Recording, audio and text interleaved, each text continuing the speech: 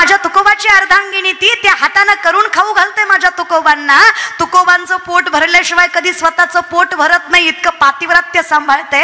माझी जिजाऊ आधी तुकोबांना खाऊ घालायची आणि मगच खायची. अशी चौकात उभा राहायची आणि वाटेला कान लावायची. ज्या वाटेतनं विठ्ठल विठ्ठलाचा जयघोष येईल त्या वाटेनं भाकरी घेऊन जायची.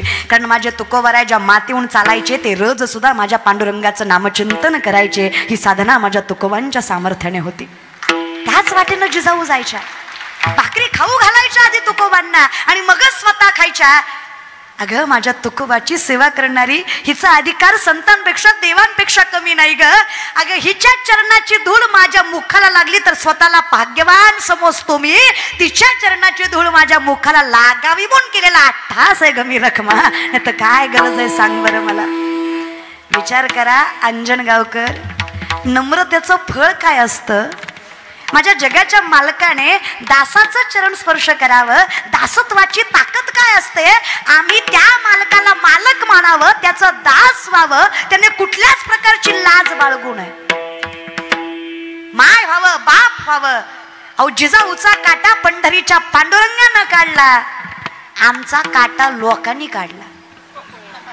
आमचा बी काढला महाराज, पण लोकांनीच काढला. आपल्याला काही देवाचं जरा अवघडच आहे. मग आम्ही विचारलं तुकोबांना, एवढं सामर्थ्य दासत्वामध्ये.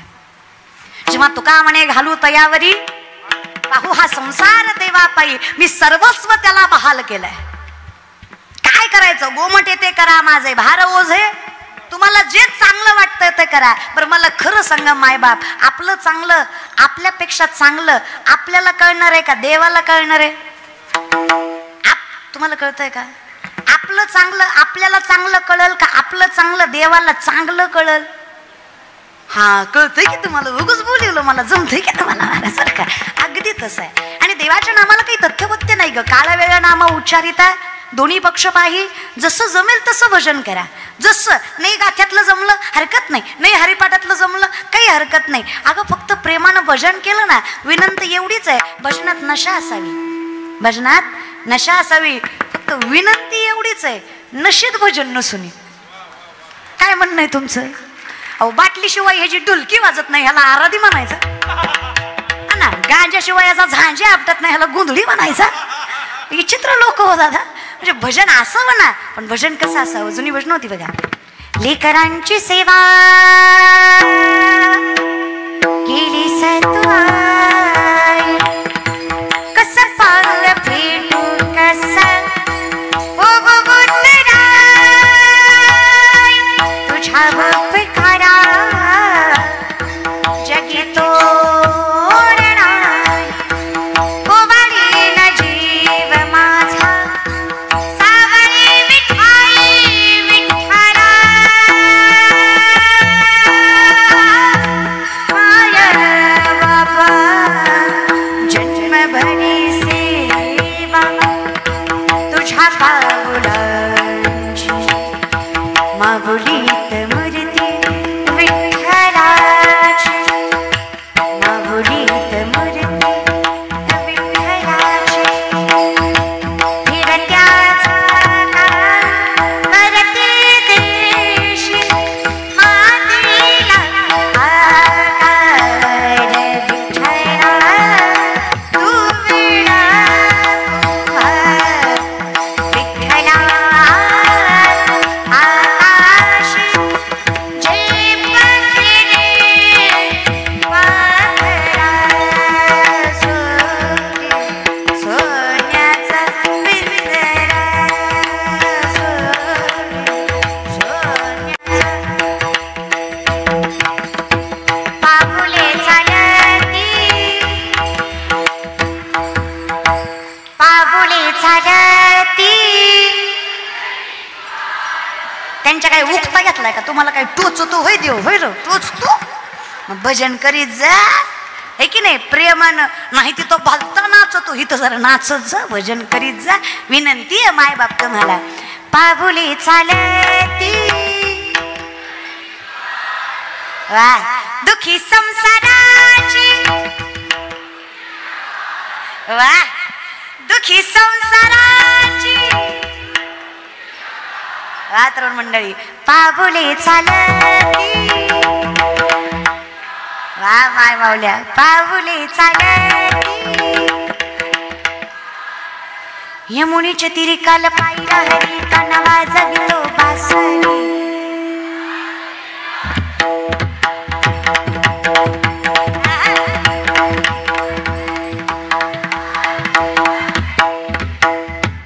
राधे चल माझ्या गावाला जाऊ राधे चल माझ्या गावाला जाऊ अग गोकुळ माझं गाव अग गोकुळ माझं गाव राधे चल गुलाबराव बाबांचा सप्ताह चालू भजनात तेवढीच दंग होशील राधे चल माझ्या गावाला जाऊ राधे चल माझ्या गावाला जाऊ भक्त पुंडलिकासाठी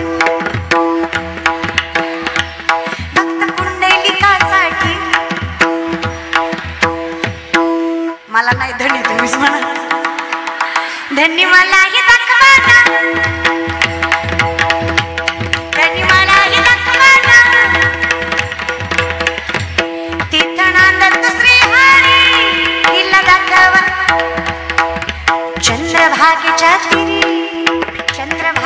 तिरी तो पहा विठ्ठल विठ्ठल विठ्ठल विठ्ठल विठ्ठल विठ्ठल तारी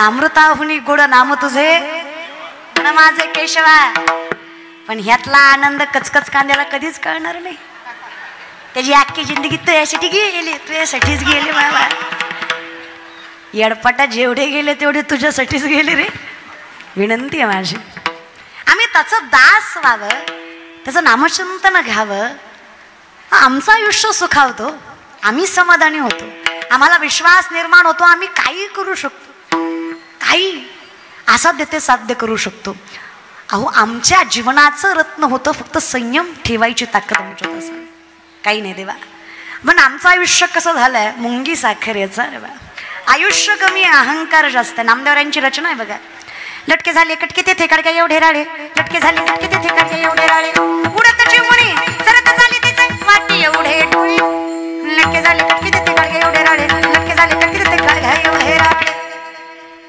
मुंगी व्याली शिंगी झाली मुंगी व्याली शिंगी झाली तिचं दूध किती 17 रांजण भरली पिले 12 हाती मुंगी व्याली शिंगी झाली मुंगी व्याली शिंगी झाली हे कळायला तुका म्हणे येते पाहिजे जातीचे हे नामदेवरायांचे कूट अभंग कुठून कुठून किती बी कुठले तरी कुठूनच कळत नाही त्याला कुठ म्हणायचं महाराज कुठ म्हणजे खोडकर महाराज मुंगी व्याली आणि तिचं दूध 17 रांजण कुणाचं बोल जा कुणाचं तुम्हीच घेत मुंगीचं गे माय मुंगीचं आहे की नाही मुंगीचं महाराज किती 17 रांजण, पिले 12 हत्ती. कुणाचं दूध? किती पिले? ऐका कीर्तन. काही ढेकळं वेळ लागणार आहे का महाराज? अगदी असं आयुष्य आहे आमचं. तुकोबा सांगतात आयुष्य खूप छोटं. अहंकार इतका वाढलाय, अहो एखाद्याच्या घरी जाऊन त्याच्या सोप्यावर बसावं, ती सोप्याचा पांगच फेडतो गुरुजी. ते आपलं काही ऐकतच नाही, त्याच सांगतं मी याचा अध्यक्ष, त्याचा उपाध्यक्ष, त्याचा सचिव, त्याचा चेअरमन, त्याचा सरचिटणीस. आपल्याशिवाय गावचं पान हालत नाही ना. आपलं साहेबाचं लय जमतं, ताटाला ताट लावून बसतो आहे पण साहेबाच्या. आणि बायको माझी लय मोठ्याची. हान मग आम्हाला आता हानतो का काय लागा? अरे कौतुक वाटतं मला या व्यासपीठाचं. फार फिरतो माऊली. आता ही सगळीच महाराज मंडळी महाराष्ट्रात नामांकित कीर्तनकार, गायक, वादक ही माणसं असली की सप्त्याला शोभा यावे. असं म्हणतात कीर्तनकार बघून सप्त्याचा दर्जा ठरवला जातो, पण ही माणसं असली की यांच्याकडे बघून सप्त्याचा दर्जा ठरवला जातो. इतकी महाराष्ट्रातली नामांकित माणसं आहेत. मला कौतुक या गोष्टीचं वाटतं दादा, मोठेपणा म्हणून सांगत नाही, पण जेव्हा केव्हा मी या भागात आले, जेव्हा कीर्तनाला आले, प्रथम तर या संपूर्ण जिल्ह्यात या सप्त्यासारखं वैभव कुठल्याच सप्त्याला नाही. आम्ही दृष्टी आणि फक्त जिल्ह्यापुरतंच मर्यादित नाही. गुलाबबाबांची कृपा म्हणावी, आशीर्वाद म्हणावं, त्यांच्या तपश्चर्याचं फळ म्हणावं, त्यांच्या पदस्पर्शाने पावन झालेल्या भूमीचं सामर्थ्य म्हणावं. अख्ख्या महाराष्ट्रात माणसाने आदर्श घ्यावा इतका सुंदर सप्ताह केला जातो दादा. हे सामर्थ्य ही करणारी, आणि ही करणारी माणसं एवढी नम्रतेची आहेत की हे स्वतः कधीच म्हणत नाही. व्यासपीठावर म्हणा, समोर म्हणा, लांब म्हणा, हे सगळं त्यांच्यामुळे आहे. हे त्यांना ज्ञात आहे, या गोष्टीची जाण आहे. आमचे उमापदादा असतील, गोसावीदादा असतील, सगळे संयोजक, आयोजक, नियोजक असतील, खारीचा ना खारीचा वाटा जसा आहे. ही पोरं सुद्धा एवढी आत्मीयतेनं जीव टाकून या सप्त्यामध्ये काम करतात ना. कौतुक वाटतं दादा, फार कौतुक वाटतं पोरांनो तुमचं. फार बहीण म्हणून सांगते, तुम्ही जेवढं कष्ट या सप्त्यात कराल ना, माऊलींच्या विश्वासाने सांगते, जगाचा मालक तुमचं कल्याण केल्याशिवाय सोडणार नाही. ही ताकद फार आहे. हे कीर्तन म्हणजे प्रोग्राम किंवा कार्यक्रम नाही. जिथे कीर्तनाची जागा तेथे पांडुरंग उभा, साक्षात पंढरीश पांडुरंग परमात्मा तुमच्या नजरेच्या समोर असतो आणि तो तुमच्याकडे पाहत असतो. तुम्ही काय किती आत्मीयते ना, आणि देवाला कळतं रे, काही नाही लागत विश्वाच्या मालकाला. थोर प्रेमाचा भुकेला हाची दुष्काळ तयाला. सगळं होतं रे. आजकालची माणसं देव नाकारतात. भगवान श्रीकृष्ण सांगतात, अहम वैश्वानरो भूत्वा प्राणिनाम देहमाश्रित प्राणापान समायुक्त पच्चामिन्यम चतुर्विधम. कुठल्या बेसिसवर भगवंताचं अस्तित्व नाकारतोस अर्जुना? चालवणारा, बोलवणारा, दाखवणारा, जगवणारा हे सगळं सोड. अरे अर्जुना, अन्न पचवणारा सुद्धा मी आहे. जठरामध्ये अग्नी म्हणून जो वास करतो ना, तो मी विठ्ठल, तो मी जगदीश्वर, तो मी कृष्ण, तो मी राम, तो मी विश्वेश्वर.